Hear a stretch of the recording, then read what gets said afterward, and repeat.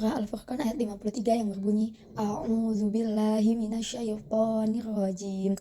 Bismillahirrahmanirrahim. Wa huwallazi marajal bahraini hadza 'azbun furat wa hadza milhun ujaj wa ja'ala bainahuma barzajan wa hijran mahjura, yang artinya, dan dialah yang membiarkan dua laut mengalir atau berdampingan, yang ini tawar lagi segar dan yang lain asin lagi pahit, dan dia jadikan antara keduanya dinding dan batas yang menghalangi. Quran Surah Al-Furqan ayat 53 menggambarkan adanya dua laut, satu tawar dan satu asin, yang dipisahkan Allah agar tidak bercampur. Hal ini berkaitan dengan sifat koligatif larutan, di mana titik beku, titik didih, dan tekanan osmotik. Ayat ini menunjukkan keteraturan ciptaan Allah yang selaras dengan prinsip sains. Adapun macam-macam sifat koligatif larutan. Yang pertama, penurunan tekanan uap. Kedua, kenaikan titik didih. Ketiga, penurunan titik beku. Keempat, tekanan osmosis. Pengertian sifat koligatif larutan adalah sifat larutan yang hanya bergantung pada jumlah partikel zat terlarut, ion atau molekul dalam larutan, bukan pada jenis atau sifat kimia zat terlarut tersebut. Sifat koligatif ini muncul karena penambahan zat terlarut mengubah perilaku pelarut, terutama dalam hal tekanan uap, titik didih, titik beku, dan tekanan osmosis. Penurunan tekanan uap, delta P. Penurunan tekanan uap adalah salah satu sifat koligatif larutan, yaitu sifat yang hanya bergantung pada jumlah partikel zat terlarut dalam pelarut, bukan pada jenis zat terlarutnya. Fenomena ini terjadi ketika suatu zat non-volatil tidak mudah menguap dilarutkan ke dalam pelarut yang volatil mudah menguap. Prinsip dasar, zat pelarut murni memiliki sejumlah molekul yang dapat dengan mudah berpindah dari fase cair ke fase gas. Inilah yang membentuk tekanan uap pelarut murni, P derajat. Jika ke dalam pelarut ditambahkan zat terlarut non-volatil, maka sebagian permukaan cair akan tertutup oleh partikel zat terlarut.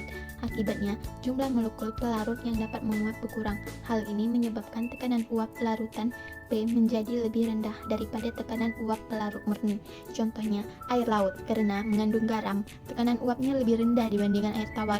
Itu sebabnya air laut lebih sulit menguap dibandingkan air murni pada suhu yang sama. Hukum Raoult, penurunan tekanan uap dapat dijelaskan melalui hukum Raoult, yaitu dengan rumus P sama dengan P derajat kali X pelarut, atau delta P sama dengan P derajat dikurang P sama dengan P derajat dikali X zat terlarut, di mana P derajat tekanan uap pelarut murni, P tekanan uap larutan, X pelarut fraksi mol pelarut, X zat terlarut itu fraksi mol zat terlarut. Adapun contoh soal, itu tekanan uap air murni pada suhu tertentu adalah 100 mm air raksa. Jika fraksi mol zat terlarut dalam larutan adalah 0,1, berapakah tekanan uap larutan menurut hukum Raoult? Penyelesaiannya diketahui P derajat adalah 100 mm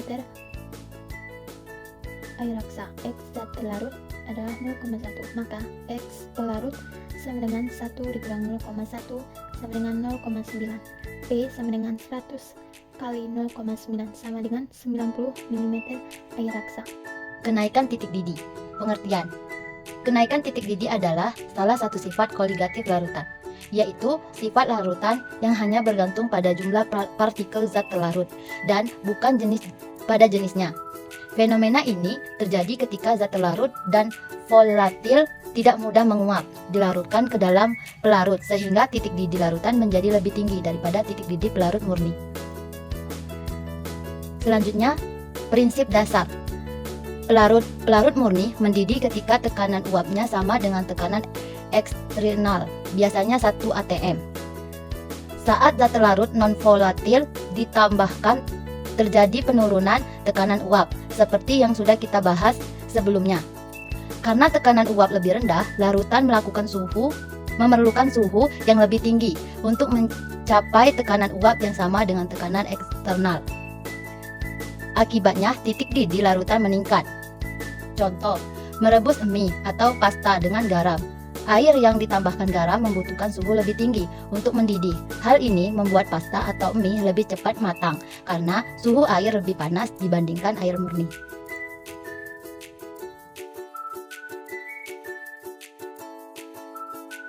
Rumus umum, kenaikan titik didih delta TB dapat dihitung dengan delta TB sama dengan KB kali M kali I, di mana delta TB kenaikan titik didih derajat Celcius, KB sama dengan konstanta evalioskopik tergantung pada pelarut.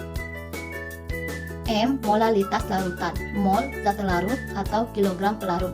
I. Faktor Van Hoff, jumlah partikel hasil ionisasi di disionisasi.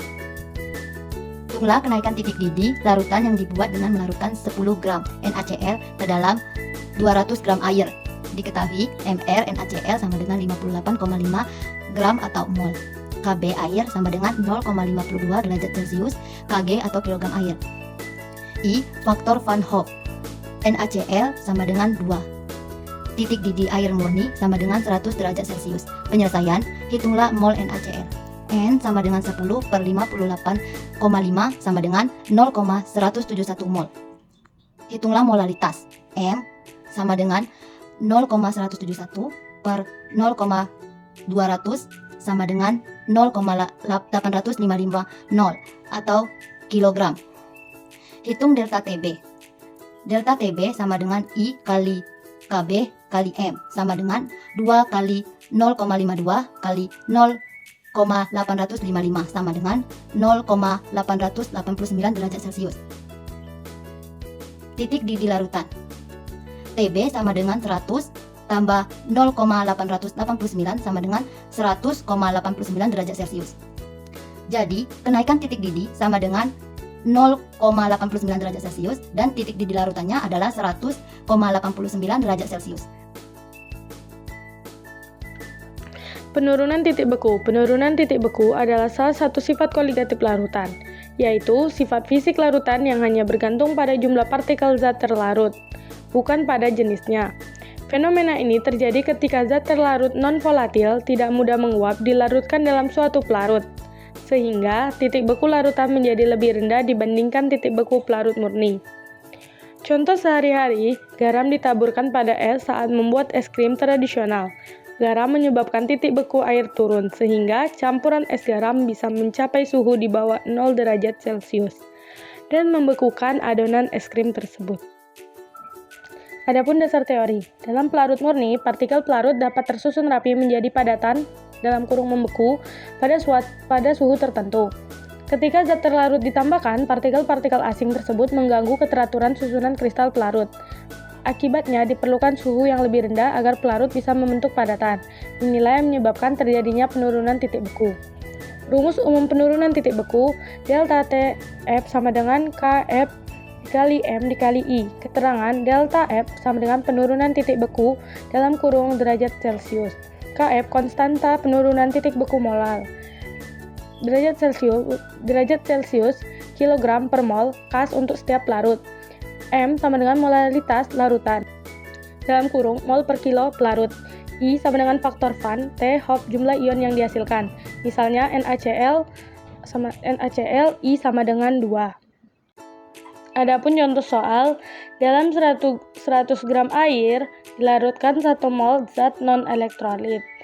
Jika Kf air sama dengan 1,86 Celcius kilo mol min 1, berapakah penurunan titik beku delta T F? Jawabannya, molalitas M sama dengan 1 mol per 0,1 kilo sama dengan 10 mol per kilo. Delta F sama dengan Kf dikali M sama dengan 1,86 dikali 10 sama dengan 18,6 Celcius. Jadi titik beku larutan 0 dikurang 18,6 sama dengan min 18,6 derajat Celcius. Tekanan osmotik. Tekanan osmotik adalah tekanan minimum yang harus diberikan pada larutan untuk menghentikan proses osmosis. Osmosis itu sendiri adalah perpindahan molekul pelarut, biasanya air, melalui membran semi permeabel dari larutan berkonsentrasi rendah atau hipotonik ke larutan berkonsentrasi tinggi atau hipertonik. Tekanan osmotik bergantung pada jumlah partikel zat terlarut, bukan jenisnya, yang termasuk sifat koligatif larutan. Contoh tekanan osmotik. 1. Akar tanaman menyerap air. Air di tanah masuk ke dalam akar melalui proses osmosis. Karena larutan di dalam sel akar lebih pekat dibandingkan air tanah. 2. Konsumsi makanan asin, misalnya keripik atau ikan asin. Setelah makan makanan yang sangat asin, kita cepat merasa haus. Ini karena kadar garam dalam darah meningkat, sehingga tekanan osmotik darah naik dan tubuh menarik lebih banyak air agar seimbang. Rumus tekanan osmotik, P sama dengan M kali R kali T kali I. Terangan, P sama dengan tekanan osmotik atau ATM. M sama dengan molaritas larutan atau mol per L. R sama dengan tetapan gas. T sama dengan suhu mutlak atau Kelvin. I sama dengan faktor Van Hoff atau jumlah partikel terurai, misalnya NaCl.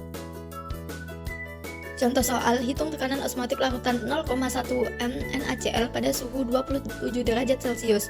Asumsi I sama dengan 2. Penyelesaian, ubah suhu T sama dengan 27 tambah 273 sama dengan 300 K.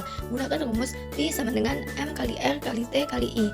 P sama dengan 0,1 dikali 0,08206 dikali 300 dikali 2. Hitung P sama dengan 4,92 atm. Jawaban, tekanan osmotik sama dengan 4,92 atm.